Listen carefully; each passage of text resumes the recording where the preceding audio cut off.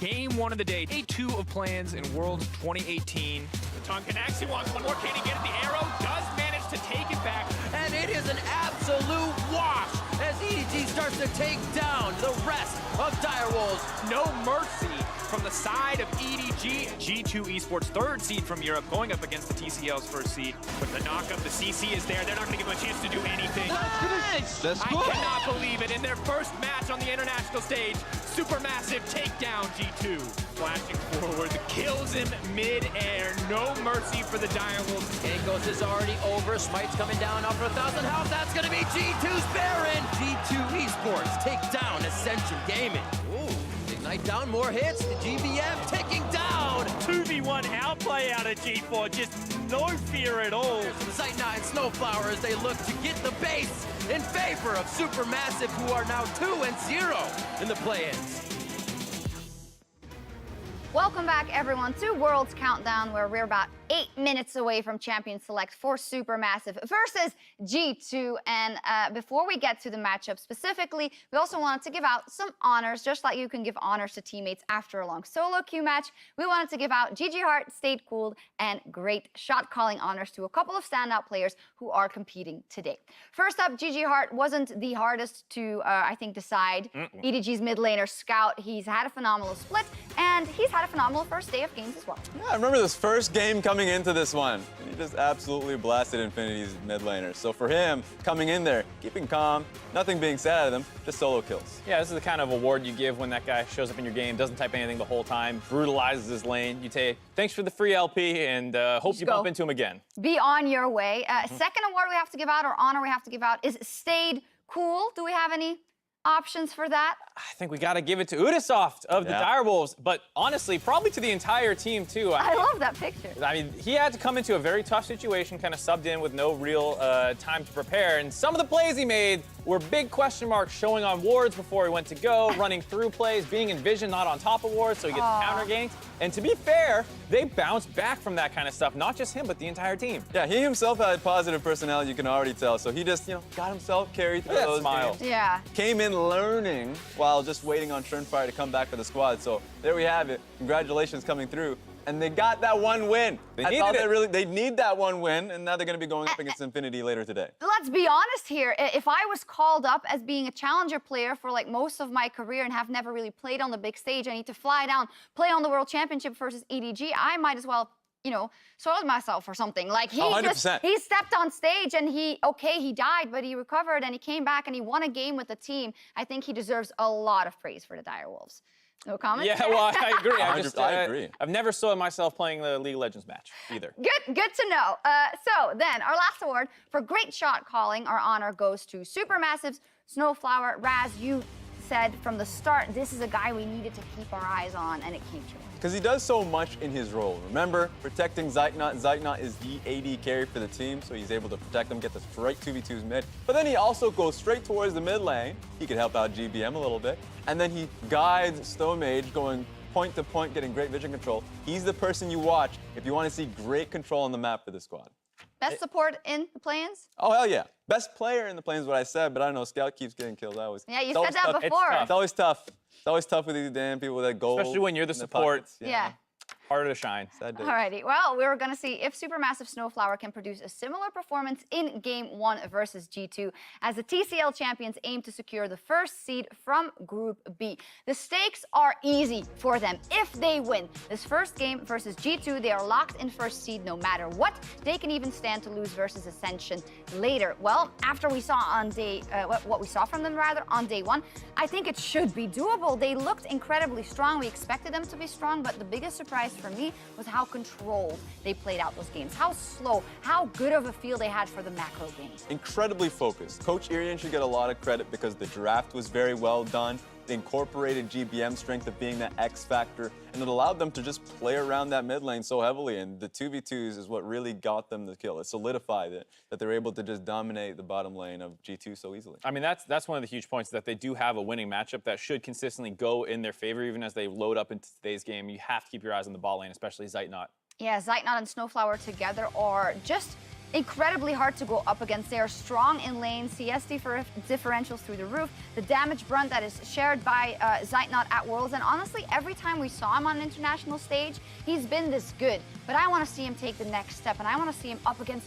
the world-class AD carries in the group stage, possibly. 100%. That's what I want to see, too. The stat point that we just saw, which was a large kill participation, really showcases that the team has so much faith in him that they just play through bottom lane. fabFabulous, if he's in the top side of the map, he's holding his teleport just so he can get to that bot side of the map. So that's what I love to see. There's so much consistency out of that roster and makes it so they, stay focused. Maybe they can get the wins and come out first in this group. And bot lane is going to be so important in this matchup as well, because on the other side of the rift, we've got the 3rd seed from the EULCS, G2 Esports, who want to avoid entering knockouts as the 2nd seed at all costs. If they want to get the 1st seed, they have to win versus SuperMassive, win versus Ascension, and if SuperMassive win versus Ascension, win versus SuperMassive again. And Mark, it is so important for them to try and avoid the 1st seed in the best of 5. Yeah, all those look like really tough matchups. And in order to do that, I think I'm looking at Perkz to step up a little bit more. I think he has been one of the better performing members on G2 thus far, but he is this team's star in my eyes. And stars are expected to shine, and I don't think he's quite done that yet. He's had some reasonable performances,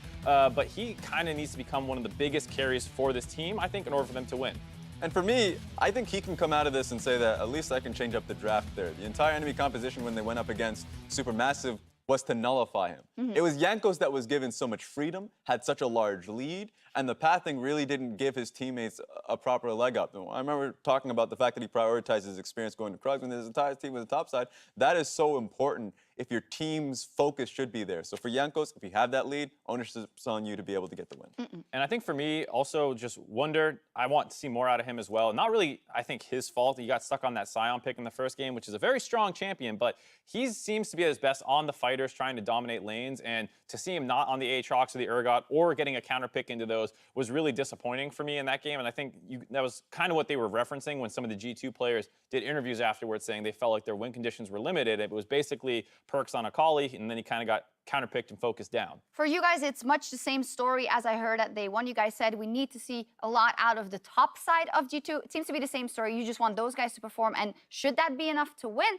Because it looks like they had no chance versus SuperMassive in game 1 on the first day. They just got blown out of the water from minute 1. So what is like the first thing they have to do when they get into game? First thing they got to do, just be confident that your early game last time was very strong. That's a base that you can work off of. I think even though I heavily criticize Jankos, his early games are still incredibly strong. So if it's just going to be through 2v2s mid, it should be a success. I actually have them coming out with a victory for this first game. Well, let's look at predictions, and now that you call it up, predictions for G2. Boom. Well, Raz, last time you had the faith in SuperMassive, so I think I voted for G2, obviously, because I believe that the 3rd seed from EULCS, after what I saw in the Gauntlet, has more to do if they focus in on a strong early game. But I'm also not going to lie and say that I think this is a 100% win. I think they should edge out, but they're going to have a different game plan today. Yeah, and well, what's nice is you're on red side, so you don't have to worry about GBM's counter pick largely neutralizing Perkz, and then you can potentially up some of these power picks because it does feel like fabFabulous is a little bit more on the tank duty side of things, and so maybe that can free up Wunder as well. So I do think they have a lot of avenues forward. Yeah, I think it's going to be a really close matchup between the two. And remember, these are just best of 1 situations. G2 really got a lot of information last time around.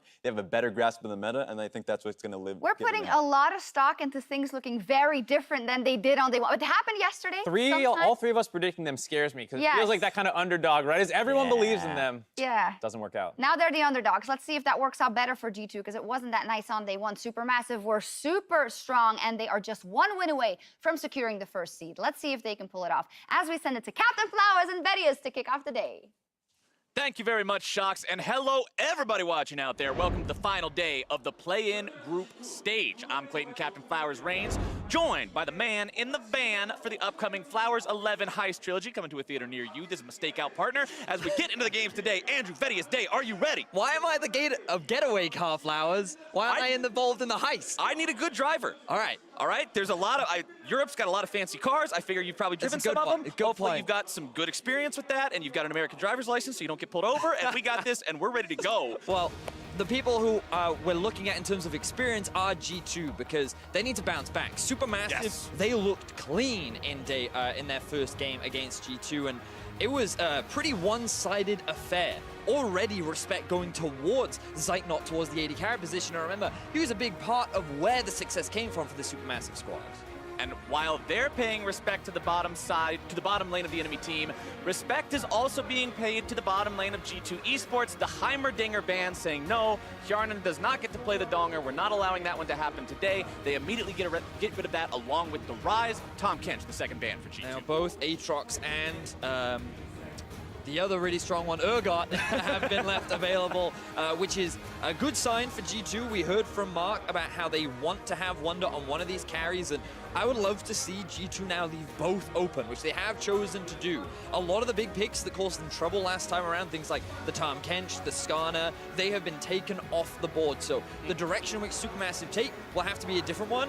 Things like the Alistar will rise in value, along with the Varus as well, but instead they're just going to prioritize a strong top laner for fabFabulous. fabFabulous grabbing that Aatrox early on here, and the response from G2, they're going to put Wunder on something with some firepower in the top lane this time around, making sure they've got the Urgot, also picking up the Alistar for Wadid in the bottom. So I wouldn't be surprised to see a Varus Braum come out right now for SuperMassive. We could also potentially see the Morgana. This is something that SnowFlower has played a decent amount during the regular season, and it often does pretty well into the Alistar as well, and would give you a little bit more lane power if SuperMassive want to continue to rely on their very strong duo and the bot side of the map. The Morgana is going to be locked in right there, making sure they've got that one. 20 more seconds before they have to lock in the next thing. So the 80 carry pick still left up and available on the table. Like you already mentioned, the Varus is a possibility. They did pick it the last time these two teams met just 2 days ago, had a lot of success with it. Looks like they're thinking about some range, thinking about some laning power, but maybe just in a little bit of a different flavor this time around. The Caitlyn hover coming in and locked in. SuperMassive. All right, so our first Caitlyn of the World Championship will be coming out for Zeitnot, and if we already talked about lane-dominant champions, this is one of the most lane-dominant champions you can get down in the bot lane. Extremely long range, very obnoxious to deal with, and when paired up with a Morgana, you have so much pushing power. G2, they're just going to try to go for comfort. Hjarnan, he has played some Jhin during the regular season. Not that much, not really his go-to pick, but it looks like they're just trying to play the defensive option down towards the bot side of the map. And as we get into the second part of the bans, we'll see how they want to target their opponents going forward. It's top laners and bottom laners picked up from both sides so far. So mid lane and jungle are the pools you're looking to pinch. Gragas banned out by G2, wanting to keep that one away from SuperMassive. Remember, they already banned away the pick SuperMassive used last time in the Skarner, and they want to disable more playmakers. I feel like SuperMassive should consider an Olaf ban right now, but they're still showing respect towards Perkz. 3 of the 4 available bans have all gone towards that mid laner, and they are all big comfort picks for him as well. His champion pool is very deep, but G2 right now, I feel like they're looking at the Olaf. And if SuperMassive choose not to ban it, I feel like the only option they have left is to go for that Trundle, who has been receiving a lot of nerfs over the recent patch. So G2 is saying, you know what, we're fine if you want to pick that Trundle, because we think the Olaf is a good matchup into it. SuperMassive with 10 seconds left to pick that last ban that they want to go with heading forward here. We'll see if it's the Olaf or something else. Maybe they want to target Perkz even further, and they will. All right. The Syndra ban there. 4 out of 5 bans from this SuperMassive squad. Looking at that cannon in the mid lane that is Perkz for G2, the man that does so much heavy lifting. They want to try to make it so he's got a little bit harder of a job in front of him today, as the Olaf will be locked in for G2. We'll see now if SuperMassive decide to go down that same line of thought that you brought up just a moment ago and head for the Trundle. So I think that the Trundle is still a fine matchup into the Olaf, but right now SuperMassive, they're lacking a little bit of engage. They're going to stick with it, so I feel like things are going the way in which G2 expected.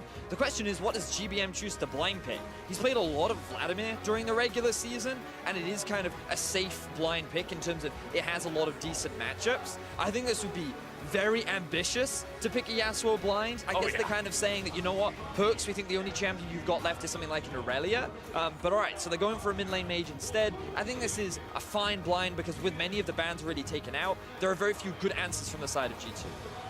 Cassiopeia locked in for the side of SuperMassive alongside that Trundle. Also worth pointing out that during the regular season in the TCL, Trundle was the most played champion for Stomaged with 9 plays on that one. So nerfs or not, he's familiar with it. The matchup is comfortable. G2 going to grab the Orianna for themselves there in the mid lane to go up against that Cassiopeia of GBM. So I always get a little concerned when I see Perkz on Orianna. I feel like that when he's put on control mages, he doesn't have the same kind of impact that he often has when he's playing things like assassins or playmakers. That's not to say that he can't play the Orianna, but during the regular season of the EU LCS, he didn't have the best of performances, often just getting hard camped. Now, against a Trundle and a Cassio, if they ever burn the flash of Perkz, it becomes so easy to just perma-camp that lane. You have the Miasma, you have the Trundle pillar slow. There's so much setup to really punish this Orianna that I feel SuperMassive have really tailored their draft towards shutting Perkz down, just like they did the first time that these two teams met. And that first time that they met, remember, Perkz was on one of those big hard carries. He was on the Akali. Ultimately went 0-2-0 that game. Wasn't able to find an avenue to really set those plays up and make things happen. And while 0-2-0 sounds like a score where he wasn't able to get himself involved in any of the kills, the entire squad of G2 only found 1 kill that game. It was a very clean game from SuperMassive, and my only issue with their draft right now is that they don't really have a huge amount of engage options. They have pretty strong laners with Aatrox up in the top lane. They have the Caitlyn Morgana down towards the bottom. They could do a very similar playstyle to what they did last time. Just play through bot, build that advantage, get a huge CS lead, take the early tower, and then use your faster mid-game spike due to the early advantages you gained to then force a couple fights. Just maintain pressure on the map, and you don't necessarily have to fight G2 at any point. Because remember last time, you said it, Flowers, it was 5-1. The final score at the end of it. So we know SuperMassive can play this clean macro style game.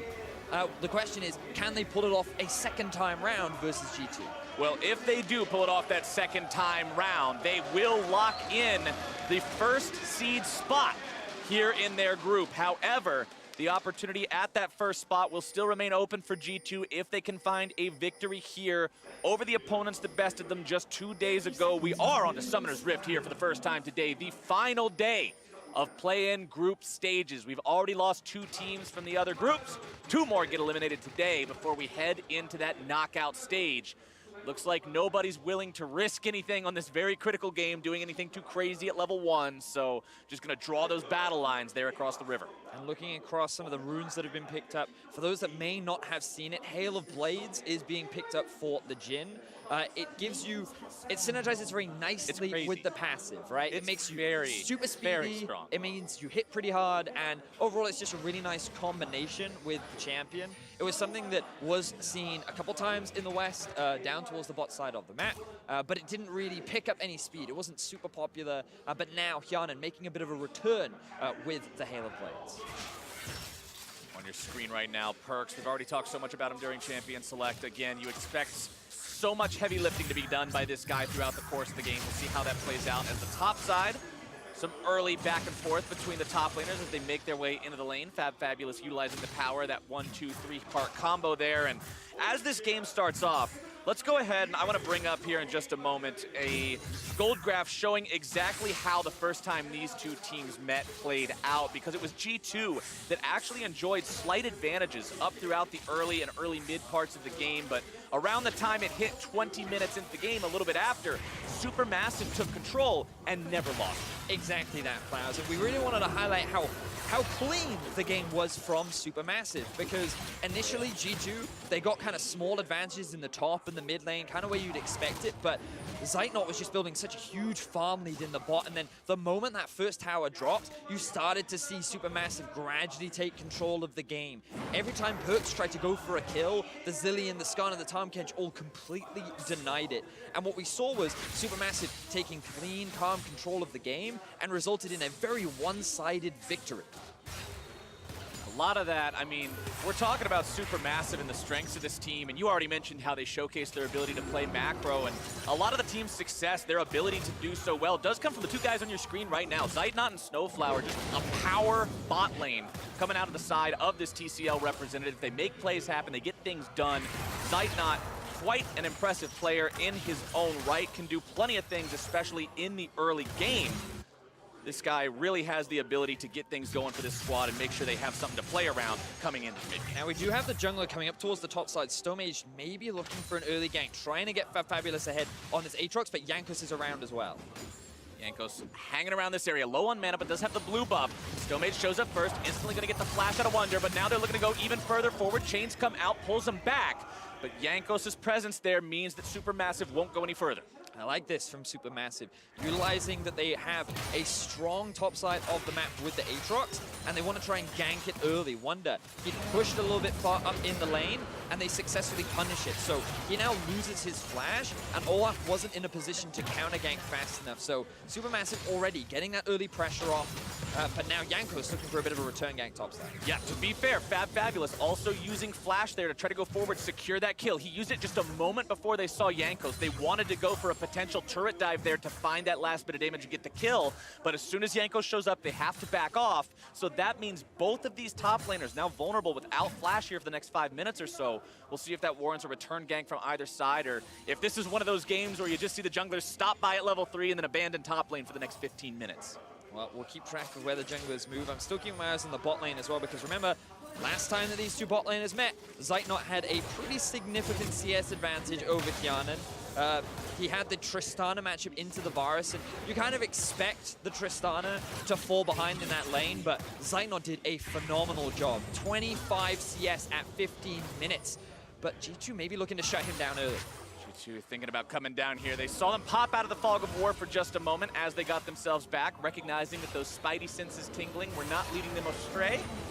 And it looks like they'll go ahead, send SnowFlower back to base. And the important stats to keep your eye on is look at how low the jungle proximity was for Zeitnot. 2.4% means that his jungler barely ever spent any time around this lane. They just built this lead by themselves. And it's really impressive to see that from these emerging regions, these kind of talents, many of the fans from Turkey kind of highlight how strong Zeitnot and SnowFlower were, how you needed to show respect towards the bot lane, and they demonstrated their skill the last time these two teams met. G2 also taking for themselves now a very early Ocean Drake. 5.5 minutes into the game, Jankos taking advantage of the fact that Olaf is one of the champions very adept at soloing those down. He'll grab that for himself and his team, give them extra laning power. This early on into the game, the lanes are still going to be going for quite a ways now. See how well that pays off, how much of an advantage it gives them. SnowFlower moving up towards enemy territory, finds a binding with some Tormented Soil down onto Jankos, but no real worry about it there. Pops the Blast Cone, gets down that control ward, but Wadid will be aware of that, just moving forward to clear it out here. SnowFlower just being as annoying as possible. SuperMassive have a lot of control around the mid lane right now. SnowFlower, he was able to get a very early roam off. He based well before Zeitnot did and was then already moving up towards GBM. Stomaged at the same time was claiming vision control around the top side of the river and was able to just steal away some of the camps from Jankos. So I like the way in which SuperMassive are using this early pressure to just keep an eye on what Jankos is up to, where he's trying to path, and now they should keep an eye on, okay, he's now towards the top side. fabFabulous needs to play a little bit more reserved, because the way in which G2 won the gauntlet was through early game dominance. And when you have an Olaf, an Urgot, a Jhin, if you can get these champions ahead in the early game, that can be a pretty scary situation for SuperMassive. So they're doing their best to try and control G2 in this early game, where they can get to their mid game where SuperMassive really excels. And I think that's highlighted so much along with what you were talking about earlier with SuperMassive and the fact that they don't have a ton of engage, right? If this team falls behind and they're forced to try to make a play, that's hard. If they're so far ahead, how are you going to run into a pillar and a miasma and some Caitlyn traps and a binding and a black shield and all these tools? So much of this is going to depend on what condition they're in once they get to those team fight phases. And if G2 can keep themselves in a strong spot heading towards that point in the game, you can see both the junglers level 6 online now. Same story being told for the solo lanes in both sides. Bottom laners still not having those ultimates up and running except for Hjarnan, who does have the curtain call ready to go as Jankos has Wunder behind him, thinking about just trying to flex those muscles, move up a little bit, put some vision down in the enemy jungle. And I like this from G2, really trying to push their limits and see what they can find here as the second part of the buff, as the first buff rotations are going to come up again. Exactly that. They know that Perkz has push in mid. They've also had Wunder pushing in towards the top. I thought they might look for an invade onto the blue buff, but instead they're going to take the safe approach, just back away, have information as to when that blue buff gets taken, and have an idea of where Stomaged is on the map. You can see Hjarnan and Wadid doing much better this time around in the 2 versus 2 compared to last time. The wave clear from Jhin offering a lot more value compared to the Tristana from last time, giving that extra bit of early power to help with the wave clear and also just get you through what can often be a rough laning phase against the Caitlyn. And speaking of waves and lanes and all these early game terms, you can see that the farm across the board, very, very similar everywhere around except for the mid lane where Perkz has built himself up about a 10 CS lead over his opponent. Could be a little bit larger than that depending on how well he farms up these few extra minions that have built themselves up here in the mid lane, which is a good sign for G2. Again, as much farm as you can get on this guy, the better it's going to be. Allow him to make those plays in the mid game. You talked about his presence on a control mage versus something like an assassin or a playmaker, but Orianna does have that one ult, one game factor to her where if you can hit a big ultimate, you can be that playmaker still, even if it's not the overall theme of the champion. As Wunder steps up into the enemy jungle, just sits down the ward there on the ramp towards the blue buff. fabFabulous will find him walking back into the lane, but doesn't seem to want to go for that straight up 1 versus 1. Just backs himself away now instead. As you can see, Perkz getting himself back to base, wants to shop up and make sure that he's got the inventory ready to go for if a fight breaks out.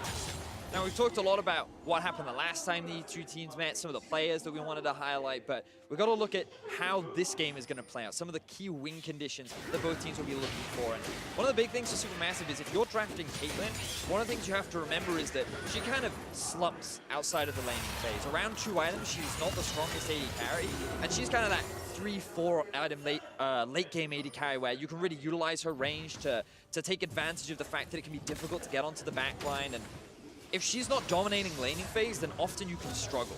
Because one thing about Caitlyn is you kind of want to take the enemy tower by like the 10-minute mark, and then you start moving her around the map. Now, we are 10 minutes into the game. Zeitnot is dead even in farm with Hjarnan, so that's not the best start. Not the end of the world, but not the best between ulti and mid.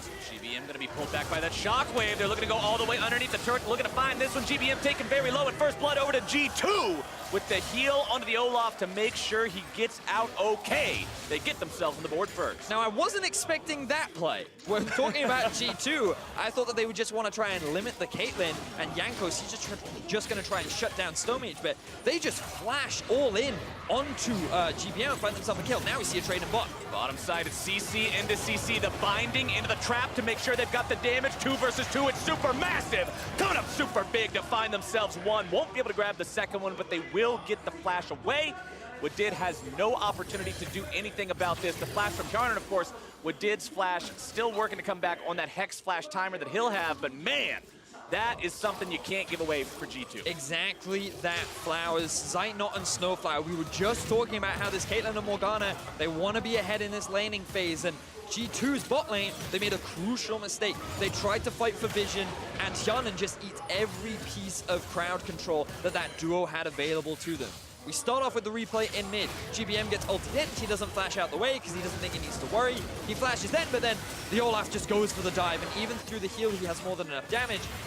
And then we see here, they get the push in bot, and they think, okay, we have control over mid, we can go and clear this vision out. But SnowFlower lands a fantastic binding onto Hjarnan. That gets compared up with the trap as well. And because Wadid can't do anything onto Zeitnot to interrupt him, Hjarnan loses both his heal and flash, and gives away a kill to the duo. So, supports bot lane once again coming up huge. 3 summoner spells down from G2 in the bottom lane on that one. Summoner spells also used by SnowFlower, so it's a 3 for 2. Stomaged going to find himself caught there by the shockwave. Does get away, Black Shield making sure no follow-up CC will connect, but that's also second elemental Drake of the game going the way of G2.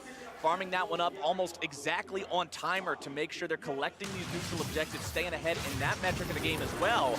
Top side is 1 versus 1. fabFabulous gets exhausted from that summoner spellbook, so he can't continue to find any sort of a way to retaliate on that one right now.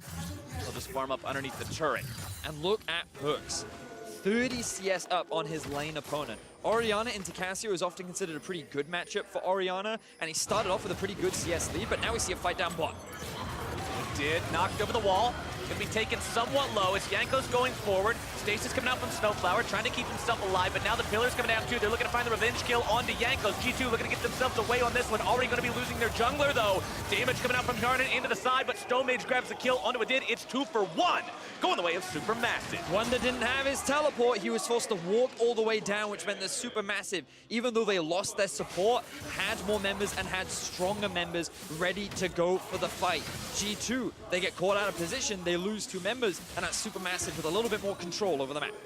SuperMassive, though, despite the fact that they're up in the kill, remember, they're down in the Drakes, as I already mentioned, and the farm is also causing a gold disparity to still go the way of G2. The solo lanes are winning these farm wars rather handedly. 15 in the top lane, 25 to 30 in the mid lane. Bottom lane is going the way of SuperMassive, but again, with what we talked about with Zeitnot, that is what you would expect, as Perkz could be in some trouble here in the mid lane. Binding comes out, they are going to find some CC onto him. Black Shield down now onto Stomaged.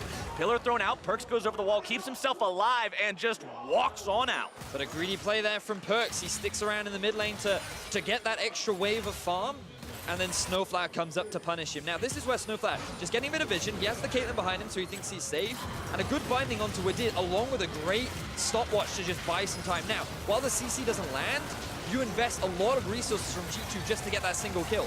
Jankos doesn't have the ulti anymore. Wadid, he's too low to really tank up this damage, and he's still only level 6. And Perkz had already used his shockwave earlier, so he didn't really want to throw it out in that fight. So G2, they tried to force a fight that they weren't in a position to do, and then SuperMassive successfully punished them. So still a very close game. This is exactly what we want to be seeing between these 2 teams. This is exactly what anybody wants to see when you get to see regions collide on the world stage. The best that those regions have to offer, just going head to head and just having that blow for blow sort of a contest. Top side as well, as you can see bottom now, SnowFlower's in a lot of trouble. Doesn't look like he's gonna have much of a way out of this one. Damage coming through though. SuperMassive looking to retaliate here, maybe grab one in return, won't do it though. Jankos putting in a lot of work on this Olaf today. Poor Morgana, the Black Shield and the ulti just isn't enough to deal with the ultimate from Jankos. He just ignores all that crowd control, runs down the Morgana who didn't have flash, and G2 they find themselves another kill and will actually be able to secure the bot lane tower. And this Caitlyn pressure, even though Zeitnot and SnowFlower have played this 2v2 extremely well, the addition of Jankos involved in these skirmishes down towards the bot side of the map has allowed G2 to reclaim control of the gold lead. And that gold lead right now, specifically, I want to look again at Perkz. 30 CS up right now. 15 minutes into the last time these 2 teams played, he was up 23. He's even further ahead than he was then, except then he was 0-2-0 at the end of the game. Right now, he's 1-0-1. Already has a better scoreline. His damage per minute was 306 in that game. Not exactly the greatest value, but let's take another look here at this play and how Jankos got himself another kill.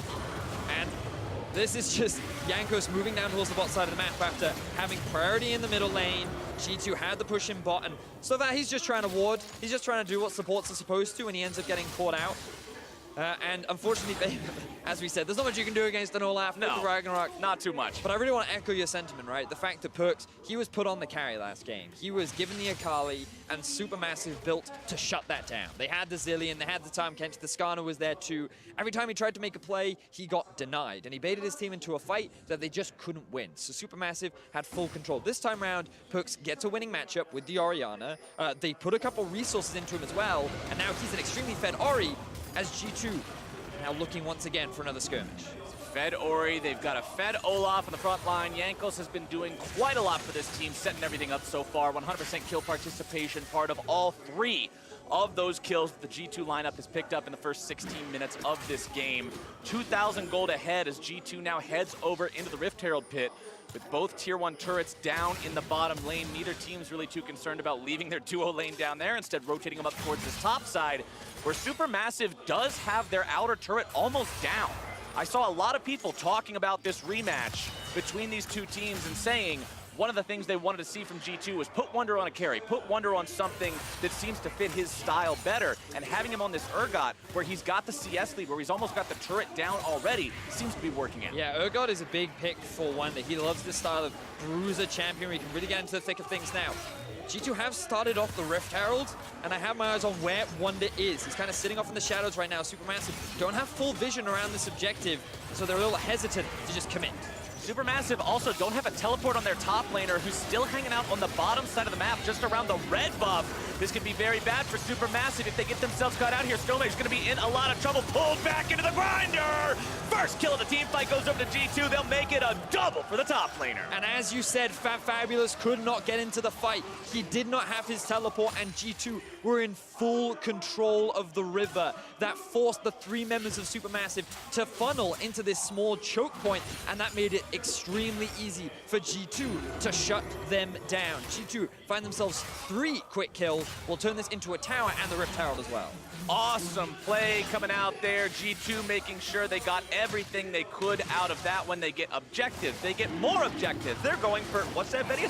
More objectives right now as the Infernal Drake comes up and they grab a couple of kills to go with it. That entire sequence of events could not have been better for the EU LCS squad. And props to Jankos, 1, 1, and 4 right now. He's been involved in every single kill that has happened in the early game, and many European fans are looking at this G2 and thinking, right, in the gauntlet, they won through getting an early lead and slowly taking control. And these are the kind of plays that get them those early leads. Let's take a look at this Acer Predator replay to see how they got it all done again. So you see on the minimap, Cassio forced out of the fight. Aatrox wasn't even involved either, but now Wunder in a 1v2. Oh, bottom side. Wunder looking to make this happen, though. fabFabulous is going to be taken low. Wunder's trying to wait for the ultimate to run out. Doesn't want to allow him to find the revive. Shoots off the ulti. Not going to get it, though. Resurrection still going through, and Wunder fights them off. 1 versus 2. Come at me, boys. This guy has no fear. He chooses to use the ultimate extremely late, as you said, Flowers, to try and find that execute down onto fabFabulous, but he misses it. Good dodge there from Fab, and they're able to get the flash out from Wunder. He's now changed that to a heal. As the SuperMassive members look to try and get onto Perkz, aren't quite able to do it. But SuperMassive just trying to punish Wunder on a side lane, but he's reached that point on Urgot where he's more than happy to fight any contender that comes his way. And for G2, this is a team that coming into the World's Play-In stage, people had question about which G2 are we going to see? What kind of form is this team going to demonstrate for us? Is it going to be what we saw in the Gauntlet, or is it going to be more of what we saw of the shakiness of the regular season that had people scratching their heads a bit? Day 1 was a bit of a head-scratcher for a lot of European fans. Their first game against SuperMassive, again, they got closed out quickly and cleanly. Their game against Ascension, they won it, but it wasn't in the way that a lot of people expected. They stayed relevant through gold leads, and then a Baron throw got them the win. And this team seems to have found more of that form that people were expecting here in their second day of competition in the play-in stage. So far. Again, we are only 20 minutes into the game. I will yield that. The gold graph that we saw earlier did showcase that in game number 1, that these two teams played against each other on that first day. It was SuperMassive who was behind until about the 20-minute mark, but now Zeitnot has to get himself away from that rampaging Olaf. Good Black Shield to prevent follow-up CC, finding its way onto him. No slows, and he'll get himself away. That's 2 ults down from the side of G2 as SuperMassive continues to stay on the back foot, though. Rift Herald now summoned up in the mid lane. Seeing if they can get some turret pressure on with this one. It's at half HP already, so one big Shelly charge might just take it down. Ooh, we can see GBM coming in from the flank. Turret destroyed, Shockwave down into GBM. Can SuperMassive find anything here? Flash into the Petrifying Gaze, looking to make the plays happen. Instead, it's going to be Cassio taken very low. Jankos are already going to be killed as the Fear Beyond Death will find fear on multiple people. fabFabulous into the back line, still going to find the kill onto Perkz. Shutdown over onto Wunder. SuperMassive's able to find a few so far. Perkz still getting himself away from the top side of the river as more damage comes out. The chain not finding its way onto Wadid. And it's 1 dead on the side of SuperMassive.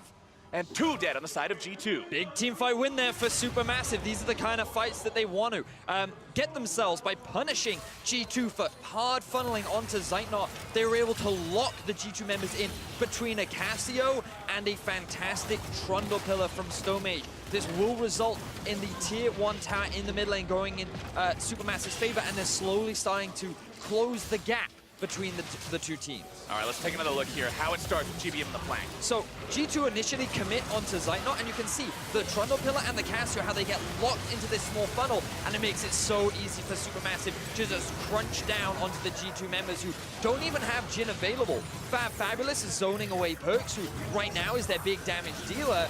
And SuperMassive, they just execute upon this perfectly, and they punish G2 for just over-committing. And so much of that overcommitment from G2 was the expenditure of those ultimates. Yes. Now, for those of you at home who may not be familiar, Olaf without an ultimate very closely resembles a melee minion. He doesn't do a lot in a team fight. He throws an axe and says, all right, whoops, I'm done if he got CC'd. It's a very bad time for the champion. And we saw Jankos just essentially get thrown into the team fight blender in that last one. Couldn't really find any success the way he had in the previous fights, but G2 is still up 2,500 gold. G2 still has a massive CS lead in the mid lane. They've caught up in the bottom lane. The top lane is even, and they have the advantage in objectives, Vedius. It's 4 turrets to 2, it's 3 Drakes to 0. And for SuperMassive, remember that when we talked about their win conditions earlier on in the game, what they wanted to do was try and get this Caitlyn far enough ahead that you can use her great siege power towards the mid game. You use an early game advantage and transition that well. But unfortunately, they couldn't quite get a big enough early lead, even though both Zeitnot and SnowFlower played the lane extremely well. The bright side for SuperMassive is they've now reached the mid game at only a 2,000 gold deficit, and they're really good at punishing mistakes. And you can see they keep trying to force these plays onto SnowFlower and Zeitnot, and every time they get away with it. So you commit all these ultimates from G2 onto just a few members, and SuperMassive come back and say, okay, now that you don't have those available, that's a window. We're going to look to come back towards you. And if they keep doing this, they can gradually close this gold gap and make the game that much more even. And SnowFlower has been on point this game with black shields. I have seen this guy drop shield after shield with the proper timing. Never seems to be missing out on those. Perkz going forward, looking to find some damage here onto Stomaged. Takes him, honestly, down to half HP with just a little bit of damage there from those abilities. Very strong in this Orianna.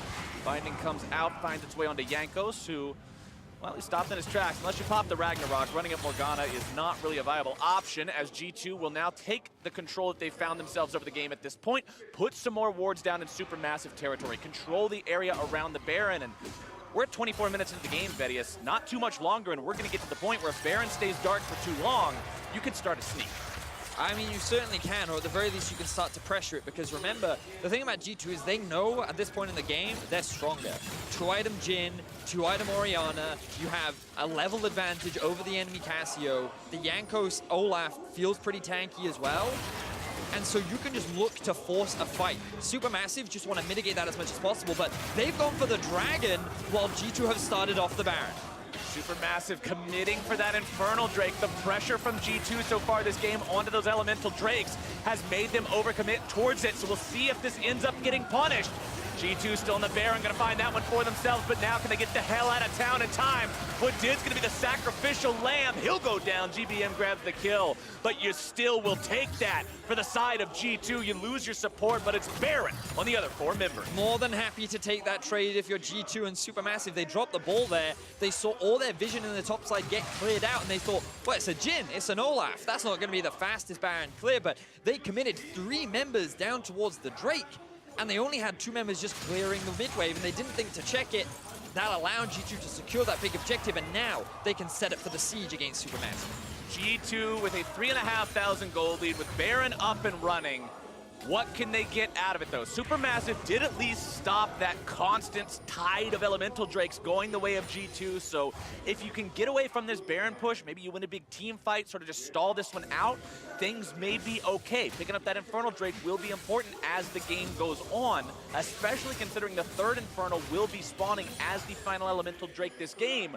But for the next 2.5 minutes, things are very scary for a SuperMassive fan right now. You've got to hope these guys can allocate their lane assignments correctly, set up to stop this G2 push, because Perkz is so strong with the Luden's Echo into the Oblivion Orb, into the Spellbinder. He's got so much burst potential on this champion. If SnowFlower is not there to protect people, especially with that black shield, he can immediately destroy someone. He certainly can, and the rest of SuperMassive are looking to target him. Perkz, he does have flash still. Perkz gets himself out, not too worried about it, doesn't even have to blow the summoner spell. Yeah, he used the bonus movement speed from the Spellbinder as well to get out of that situation. Now, there's only Zeitnot for Wavecare. Now, he still hurts. He has completed his 3rd item, but I don't know if he can stop this. Yeah, 1 versus 3, he's not gonna hurt enough. The minions will take down the turret. SuperMassive coming around from the side now, looking to find some sort of a punish here. Stomaged dropping down the pillar. fabFabulous wanting to go over the side. Looking to find the CC here on this Aatrox, gonna be knocked backwards by Wadid. Meanwhile, the pressure game continues. It's Perkz in the top lane for G2 as SuperMassive has to go back on the retreat. Now looking to find some sort of a counterattack onto the 4 members here. Rotating over now back to the top side. Perkz will be their target. The cannon minion, the MVP of the push, making sure they get that turret down now as well. It's 2 inhibitor turrets down on the side of SuperMassive, and they just seem scattered at the thought of this G2 push. G2 playing split push Orianna. I'll be honest, Flowers, that's definitely a new one, but it is working out nicely. Perkz just drawing so much pressure and using the mobility that he has with the Spellbinder and the W to just escape any kind of collapse from SuperMassive. G2 have now split across all 3 lanes. They have 45 seconds left on the Baron. 2 exposed inhibitors. They're looking to break apart the base of SuperMassive. G2 is looking like a team that wants that first seed. They must have tuned into the Analyst Desk segment talking about the strength of those other first seeds. You don't want to be stuck for playing versus one of those teams. G2 really stepping it up here on the second day. Looks totally different from what we saw on day number 1. Really playing this macro game out with the Baron so well. And we're also seeing Perkz step up. We heard the analysts talking about it. We wanted to see a greater performance from the superstar of G2. He's now level 17 on the Orianna, 2 levels above GBM. 317 farm at 28 minutes into the game, 1-0-4. He has had a phenomenal performance so far in this game. And you think about what he did with only a single gank from Jankos. They secured the tower, he's zoned GBM from all control in the mid lane.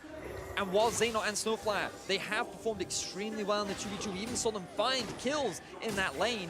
The pressure that Perkz has been able to generate far outweighs that of the bot lane of SuperMassive. See if Wadid gets himself cut out hard enough here. CC coming through, damage also going in, keeping himself alive with that ultimate here for now. Chains come out, Wadid's gonna be brought down. They're looking to go after Perkz. The miasma goes down. The petrifying gaze also gonna be there, does not find the stun. However, SuperMassive already got themselves one. Will they look for any more? Predator already gonna be used here by Jankos. Not really wanting to re-engage this one 4 versus 5. But good lord, man, look at the Baron power play. 4,300 gold for G2 over the course of that one. But SuperMassive demonstrating once again that they are great at punishing your mistakes. Wadid slightly out of position immediately. SuperMassive find a kill. Now they're sieging up towards the mid lane. They're wanting to go even further. Chains down onto Wunder, going to be bringing him back. There's a lot of damage potential still here on this SuperMassive lineup. Vedius, they've still got 5 versus 4 for another second. But Perkz is pushing down the top side. He's not here to defend against this SuperMassive push, though. And it looks like SuperMassive makes the call to back everybody else away. Split push Orianna, ladies and gentlemen. Perkz special, apparently, as he pushes the wave in. SuperMassive, they secured themselves the tier 2 tower in the mid lane, but they didn't want to lose that inhibitor, so they will back away, and Perkz successfully relieves the pressure from SuperMassive. But again, SuperMassive demonstrating that even with this deficit, they're willing to fight G2. They're willing to try and challenge the plays that G2 make, and with a 2-0-5 Caitlyn, with 3 items completed. 3.5, man. There's a last whisper in there. Zeitnot is still someone that you have to respect as you approach the later stages of the game. SuperMassive still have that big win condition, and all you need is that one mistake from G2, and we know that G2 can make that mistake. For SuperMassive, talking about how Zeitnot, again, is just such an important member of this team throughout their regular split in the TCL. He does almost 31% of this team's damage on average. They're used to putting faith in this guy. They're used to this being their heavy hitter. And as he starts to approach that in-game status, we'll see how that works out. Curtain call gonna be opened up here. Perkz looking to potentially find the ball onto Zeitnot. Not gonna get it there. Instead, it looks like the fight's just gonna sizzle out for now.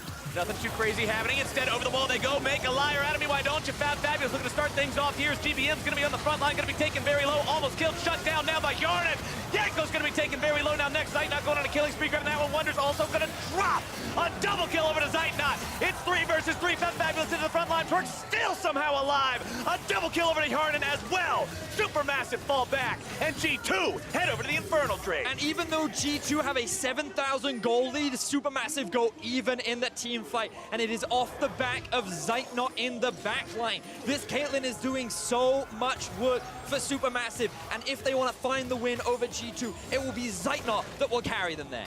He's the hero of the day right now. TP flank coming in. Hjarnan and Wadid caught out in the wrong place. Or are they actually? It's a rampage for Hjarnan. The fight's turned on its head. A double kill for G2's AD carry. Get the hell out of our jungle. And SuperMassive think that they can find the flank onto Hjarnan and Wadid. They were just sitting on vision, but Perkz had time to go back to base. He shows up. He ends up being the hero of the duo, and they turn around the fight. They will secure an Infernal, and with 30-second death timers, they can make straight towards the Baron. We praised the team fight capability of SuperMassive, but when they try to set up the play afterwards, they try to set up the flank and punish their opponents for sticking around too long, it all gets flipped on its head.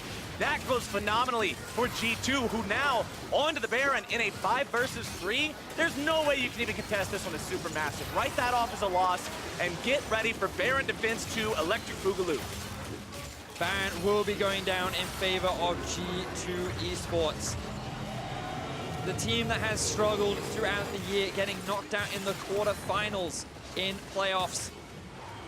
They're now in a position to find a win against SuperMassive. And here it starts, Zeitnot. He actually flashes on to try and find the kill for Perkz, but look at his positioning. He's just sitting on the backline, and Hjarnan, he's no slouch either. He's landing some serious crits onto whoever is standing in his way, and if it weren't for him, this may have been a very different fight for G2, because Perkz, he got zoned out almost immediately. He was forced to deal with fabFabulous, and here, SuperMassive, they know Hjarnan and Wadid is sitting in this brush. They're trying to set up a punish, but SuperMassive don't expect Perkz to get back that quickly, and with his arrival, they have more than enough damage to turn this in their favor, and SuperMassive end up dropping, and now the Baron sits in the hands of G2. In the first part of that fight, Zeitnot did 6,000 damage on the Caitlyn. In the follow-up part of the fight where they tried to find the collapse, he only got off 2 auto attacks. Not quite as much, and they're gonna need so much out of him. Lord Dominic's regards now completed. This could be SuperMassive stand right here. Wadid's gonna be on the front line, soaking it up with the Alistar ulti. Big 4-man pull. GBM's gonna be in some trouble getting himself away. Still gonna be stuck on the front line, taken down by the shockwave. Zeitnot still got free firing time, but G2's been able to find a couple already. Resurrection down to fabFabulous. SnowFlower stuck in the stasis. Around the corner comes Jankos as Zeitnot has to get himself back over the wall to safety. Gets back with the 90 caliber net as fabFabulous retreats to the safety of the last remaining inhibitor turret. Wunder's just crawling through the base, not a care in the world, but those shots are going to at least make him think twice about it. G2 with 1 dead on the enemy team in the mid lane, 1 dead in that support role, 2 total casualties for SuperMassive. They've got the ability to now try to roll through here and knock down some inhibs. We'll see if they can find them. fabFabulous already back down to half HP. You can't go anywhere near Perkz. He's so damn strong. The push onto the Nexus turret as number 1's already gone. Stomaged is going to be thrown into the grinder. Wunder makes sure they pick up that kill with Zeitnot down. The game is done. G2 find their revenge for the first day. They'll find their revenge against SuperMassive, and they'll go up 2-1 here in this group.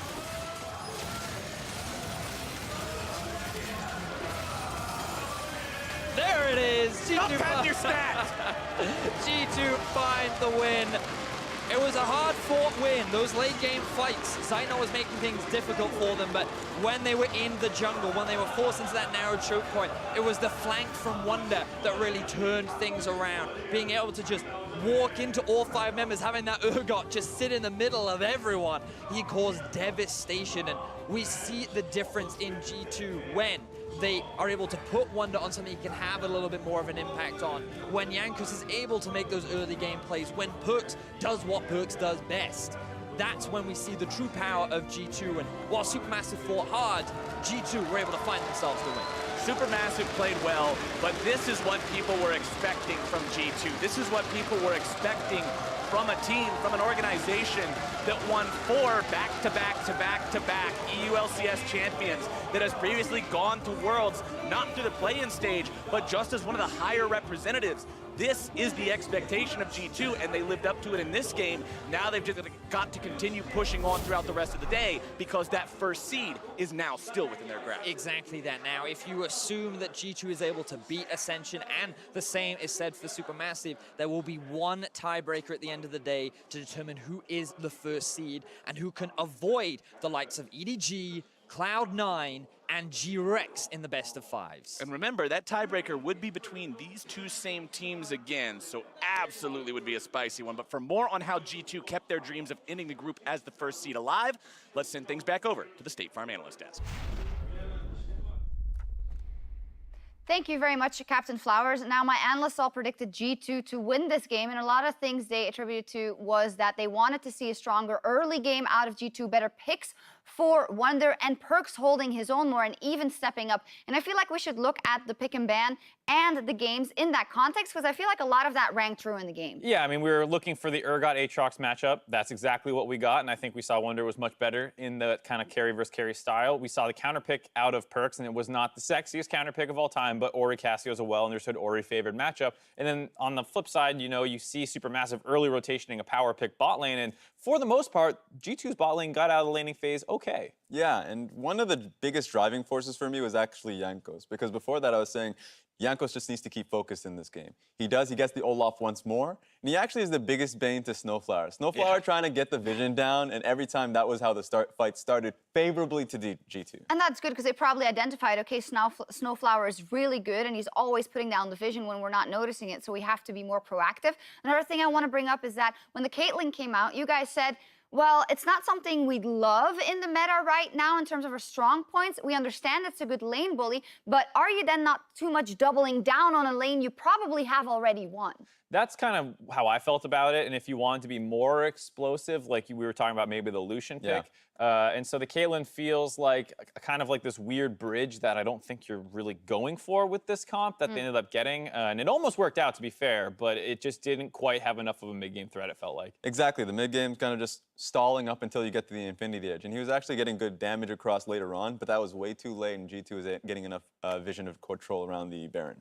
Raz, you mentioned the Olaf this time around for Jankos. You've been very vocal about how you know what this guy can do, but we hadn't really seen it on day one. But in the early game, he gets the first blood together with Perkz, and he just makes a lot more happen than we saw on day one. That's what I really love, because it's usually very difficult to get these ganks across around mid lane, but he was incredibly focused. He gave the advantage to Perkz, and we were talking about the vision control battles needing to be happening. They happen right here. It happened. This was actually a bad point to Hjarnan getting caught out, but when you find these deficits, the fact that he's able to claw back and be the primary focus for a squad is what I really appreciated. This is what we were talking about. SnowFlower getting the ward across, but then him doubling down to take him out.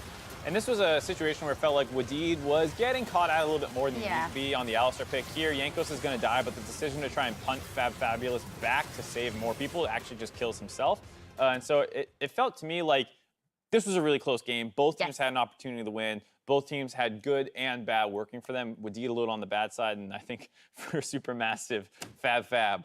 You were very frustrated with fabFabulous. Yes, I wish we had a camera on Mark when the Aatrox engages happen, because like Aatrox is a very strong champion who has this passive, who is not going to die easily, and you just wanted to see more out of him. You're a frontliner. Look at this fight. What a great pillar by Stomaged to set this up. Pop your ult. It gives you bonus AD. Get in there, run in, and start fighting them. You could have been in there way earlier getting AoE down. Here, you're on Perkz. You flash on top of him. He walks in the brush, and you turn around. Stay on him. What are you doing? Even if they hard commit onto you, your backside had already won the fight on the other end, and if they take their time to kill you, you're just stalling for your team to collapse. That was a fight right in front of a Baron buff post 20 minutes where, like, if you execute correctly as the Aatrox, you might win your team the game. I think the reason why you're being so harsh on him is because I felt like even though G2 was up in gold by a lot, it didn't seem to matter as much when we got to those late game team fights, right? Zeitnot was starting to hit like a brick. You have an Aatrox, but it just wasn't coming together. I was also going to pin in Stomaged later on, because there were two fights after that point where they actually could have tanked a little bit more, jumped in, because Zeitnot was actually getting his items and dealing a lot of damage. So I felt like Zeitnot was in a great position as long as his frontliners actually frontlined. And when it comes to kind of comparing how the game played out the first time, it was all control from SuperMassive, so they didn't need to be baited into anything like this. And I think this game was much more on G2's terms, even though it did become a bit dicey. And I say that because in this fight, we see what Zeitnot can do, even if his team is behind. Yeah, and another example, I think, where, to Raz's point, you know, the front line can do more. If you end up trading out a ton of kills, Caitlyn's one of the best late game 1v1 champions in like, you know, scrappy situations, because her range is so abusable. And here, it's a very scrappy fight. Frontline's getting traded back and forth. Zeitnot is able to kite this out. He's going to kill multiple frontline members.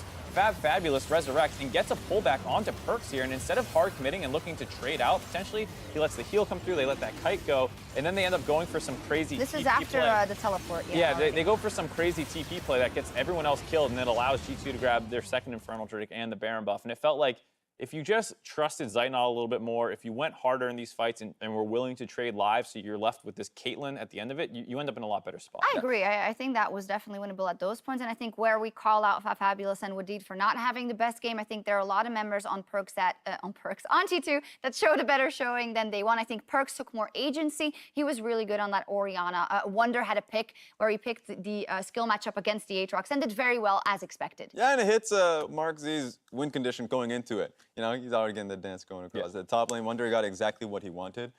Incredibly powerful off of his Urgot pick. And then in the team fights, was always sniping out. There's moments where he's just on top of GBM. So GBM, even though he built fairly tanky, you can't really deal with the AD damage that Urgot's dishing out on you, so he just didn't have a good time. But the guy who got it all started for G2 in this one was our MasterCard player of the game, Jankos on Olaf, one of his favorite picks. And, well, when he gets to run amok in the early game is really when he feels at home, but he just has to do it, and I'm glad he did it in this one. Exactly, and he was kind of the guy who broke the game out from this neutral kind of state and started finding kills, helping, comboing together with his laners very well, and then pretty good objective control. They were able to grab the first 3 Drakes of the game. They had that one nice play where they gave up the Infernal Drake to get the Baron buff. And so overall, I thought his control of the early game and objective control was great. Yeah, great control in red side jungle. Ultimately, we needed to see more of Stomaged and SnowFlower working alongside each other because you don't want the support going on his solo hero missions just because of that moment. Olaf finds you and you can't really deal with him. Excuse me. I just was really anxious to know what you thought about how the group was going to evolve, because just to set the stage, yes, G2 gets a win here, right? But they have to win 2 more, one against Ascension and one possibly in a tiebreaker against SuperMassive to get first. So how do you think everything's going to play out? I just want to hear Prophet Raz. Okay, all right, I got you. I'll believe. I got you. Because I don't think Ascension's going to win a game, but what I do expect, tiebreaker is going to come down to it. SuperMassive will win. Damn, there we go. That's not a good omen. Let's hear what Perkz has to say, because he's standing by with Obli. Uh-oh, did you hear me? Yeah. Thanks, guys. I'm here with G2's Perkz. Congratulations on taking the win against SuperMassive in the rematch. What really changed for the team from day 1 and today? Well, in the day 1, like, we were even more stressed than we were today. So we like played worse, and our job was very like hard to execute in terms of like our play. We had to play perfect from like minute 1 to 15 in order to win, and then we didn't do that. So like after like 15-20 minutes, we actually just couldn't win the game because I can go 5 Nash and we cannot split push, we cannot team fight. So it was just lost. So this time around we decided to like have the more skill matchups in like mid-top, where we like leave Urgot Aatrox open trades, and we just have like the game where we're not getting outscaled, and that's why we managed to win, because yeah. And coming into this year, you're actually the last remaining member from last year's G2, but you're still what I would say is the core member. So what how does this year's roster really compare to last? Well, I don't usually like comparisons so much, and I don't know how to compare, because last year we were just like playing better. There is not much else to say, right? So we just have to like work towards the same goal of becoming like a better team, because we are kind of impatient. I wouldn't say we are clueless, because we have learned a lot this year. We are just like really impatient in games, and it makes our games messy, and I feel like we get kind of stressed, and instead of just being like a little bit more chill and then winning the game easier. So yeah, maybe more experience, more stage games, and more patience, and we can do good. Well, that's what you can get by going through play-ins, but with this win, you're now tied up in the standings with SuperMassive, and you guys still have the opportunity to take that first seed. So what does the team think of their chances? I mean, I told you it would go like 4-0 and just like smash the play-ins, but that didn't happen. I think that we can easily take first, right? I mean, we can probably still lose a game as well. I mean, but I'm very confident in us taking first. I think today I feel more confident in myself as well, because I was a bit nervous the last game we played. So I'm saying we're gonna take first today, yeah. And it's pretty important, because I don't want to meet EDG in. Like, if I was to meet EDG in a best of 5 record, that would be a tough one. So yeah, that's important for us. We still have that one last game of the day, so I wish you the best of luck in that, and thank you again, Perkz. And for everyone else, we're going to take a quick break, but when we come back, we're going to see Infinity take on EDG, so stick around. GBM going to be pulled back by that shockwave. They're looking to go all the way underneath the turret, looking to find this one. GBM taken very low, and first blood over to G2. Now the pillars coming down too. They're looking to find the revenge kill onto Jankos. G2 looking to get themselves away on this one. Already going to be losing their jungler though. Damage coming out from Hjarnan into the side, but Stomaged grabs the kill onto Wadid. It's 2 for 1. Is that Morgana no flash, kid. No flash. No flash. Sorry. Nice. Kill Urgot. I hit you. Okay, nice. Now can they get the hell out of town in time? Wadid's gonna be the sacrificial lamb. He'll go down. GBM grabs the kill. Hjarnan and Wadid caught out in the wrong place. Or are they actually? It's a rampage for Hjarnan. The fight's turned on its head. Stomaged is gonna be thrown into the grinder. Wunder makes sure they pick up that kill. With Zeitnot down, the game is done. G2 find their revenge for the first day, and they'll go up 2-1 here in this group.